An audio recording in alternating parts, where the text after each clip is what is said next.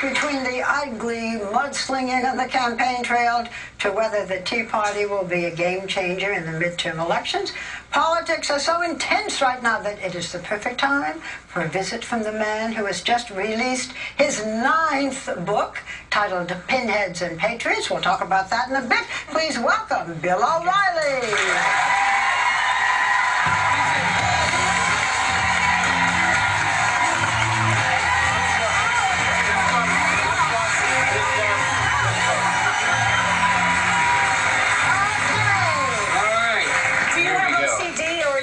Germ phobias? Is that why you do this? No, I just want to get to the chase here. You know, you have so many questions. I know you have. Yeah, so, okay. Look at you.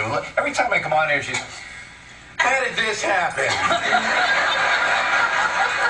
Bill, I have a case of gas. That's all that's wrong. It's not you. Seems to happen when you're here. I know, I was going to say, some right-wing plot or something. No, just gas. Just gas. Well, so while we're gassing here, so Republicans, November election, they say that the Republicans are going to come out on top. What do you think? You know, it's hard to predict this stuff because, stuff goes in and out, and it's tightening up in places like West Virginia and Washington State now. So I don't make predictions, but I will say it is a referendum on President Obama. That is what this vote is about. It's not about the individual candidates. It's about him. And people on the right, conservative people, are angry, so they're more likely to come out than the people on the left. Are you angry? Not really, because, the Fox News Channel did not suffer in this recession. We prospered in this recession, and I feel kind of guilty about it, because a lot of my friends, working-class people, are not doing well. But we did great.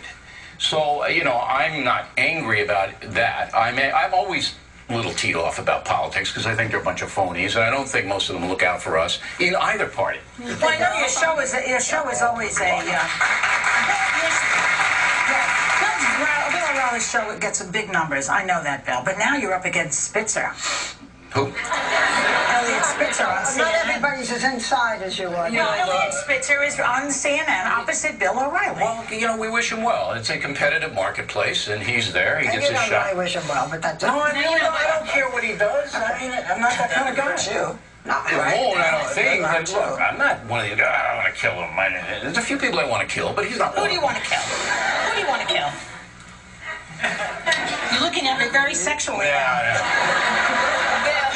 No, I'm not that kind of guy. There's a couple of people who I'm not going to name their names because that gives them publicity, but who are nasty and hateful, and I don't like those people. You know, one thing you do on your show every night is you show Obama's dropping approval ratings. Now, do you think this I don't do that every night, Sherry. I only do it when the new poll comes out, which is my job to do it. If it goes up, I'll show that. In fairness, I've seen that as well. Do you think it's because of the economy? Of course. That his two things, and that's an excellent question. Two things are driving President Obama's poll numbers down and driving him individually crazy because he didn't expect any of this. The economy is just flat. All right, numbers came out today.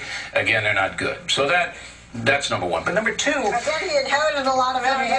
But the statute of limitations will run out on that. He spent $1 trillion. Whoa! Yeah. Look, when you spend $1 trillion trying to turn it around, it doesn't work, that's on you, okay? It's not on the pinheads before you. Macroeconomics is not my deal. I'm just explaining why his numbers are down. So the people see $1 trillion of their tax money and nothing to show for it yet. But they also see a widening gulf between the president and them personally. And that's what I write about in Pinheads and Patriots. All right, let me give you an example. The mosque down here on 9/11. That's inappropriate. It's sure they have a right to do it, and in the Constitution, but it's inappropriate because a lot of the 9/11 families, who I know, say, look, we don't want that. That shouldn't be there. But what about the... No. But there's the president. There's the president going, well, they have a right to do it. Yes, and then the guy says, and then this is America. Hold it. Listen to me because you'll learn. All right.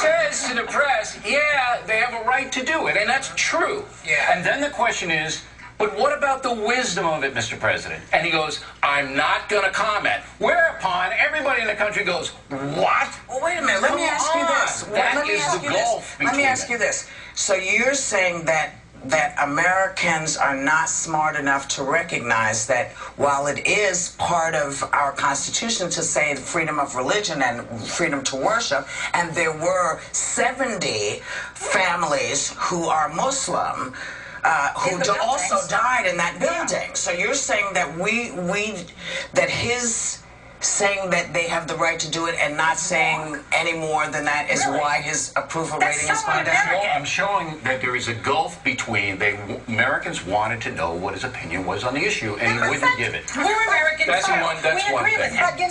But You agree with it. No, Most we're Americans. I'm an American. Let me break this to you. 70% of Americans don't want that mosque down there, so don't give me the weed. You want to bet on that? You want to bet? I'll show you that poll in a minute. Americans don't want it. But why is that? But why aren't we saying it's inappropriate? Why is it inappropriate when 70 families died? Muslims killed us on 9/11. Oh my God!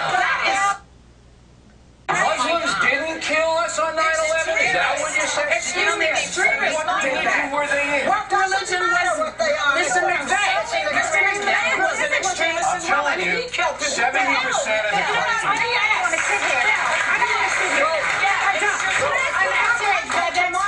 You're outraged about Muslims killed us on 9/11.